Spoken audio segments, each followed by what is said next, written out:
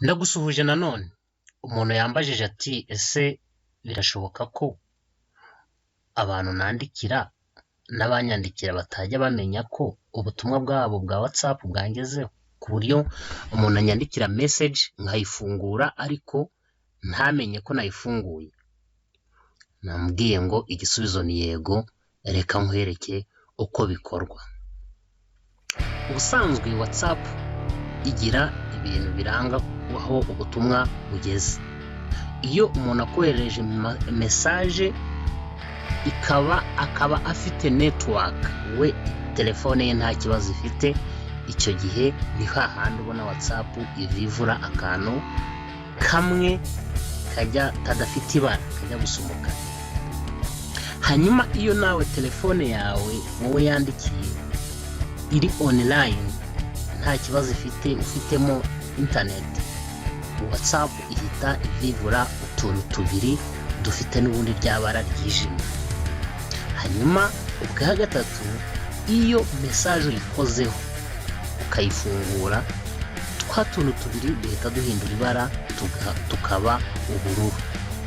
Icyo gihe aba ari ikimenyetso gihamya yuko message nakwandikiye wayifunguye. Ese birashoboka ko ibyo byose byakorwa ariko icyo kimenyetso kigaragaza ko nafunguye ubutumwa bwawe kikavaho? Yego rwose, dore uko bikorwa, reka dukurikire. Mu gihe waba ushaka guhisha abantu yuko ubutumwa bwabo wabusomye, kora ibi bikurikira. Mu gihe wafunguye WhatsApp uri hano kuri chat, aho urebera chat wagiranye n'abantu, reba hano iburyo ukande utu tudomo tw'umutuku dutatu duhagaze, hanyuma uhitemo ahanditse setting. Numara gukanda kuri setting, urahita ubona profile yawe, hanyuma munsi hari ahantu hari akamenyetso k'urufunguzo handitse ngo account. Kandaho aho handitse account, nugeramo imbere urabona ahanditse privacy, hari akagufuri, naho kandeho. Hanyuma numara kwinjiramo imbere uraza kubona ahantu handitse ngo last seen, profile photo, about, status and read receipt. Icyo tugendereye ni aha handitse ngo read receipt. Gusa dushobora no kureba kimwe muri ibi nabyo, ushobora kuba ukeneye ko abantu batabimenya cyangwa se ushaka kubihisha mu gihe gito. Mbere yuko tugera kuri read receipt, reka nkubwireho gato kubijyanye n'ibi bya last seen. Last seen harimo everyone.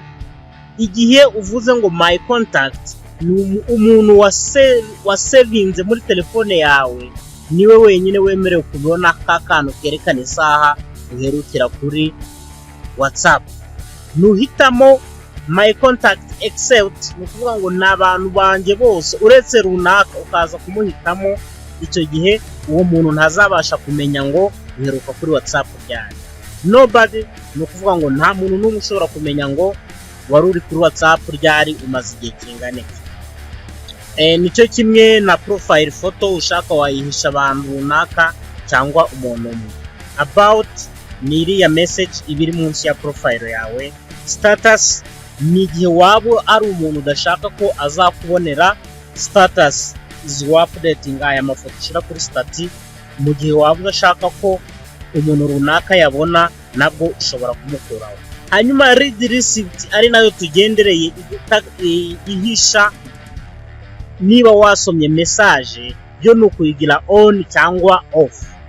Gusa hari warning, mu gihe uyigize off, nawe ubwawe ntabwo uzabasha kumenya ko abo wandikiye basomye message zawe. Urumva aha ni ikibazo, nawe ubwawe uba wifungiye. Icyo gihe uzanyandikira umuntu ntamenye ko wabisomye, nawe ubwawe ntabwo uzamenya ko abo wandikiye babisomye. Ubona ukwemeza hano ukahagira off mu gihe hari on. Gusa hakaba hari ubundi buryo bwo gufunga butari ubu ngubu. Icyo gihe kugira ngo umuntu atamenya ko wamusomeye ubutumwa. Niba ubona akwandikiye urabizi ko message zihita zigaragaza hariya hejuru kuri notification bar.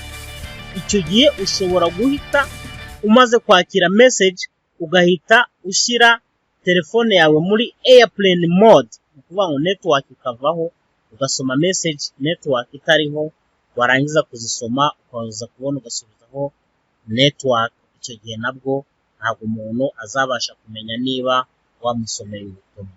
Uku nguku niko bikorwa. Thank you.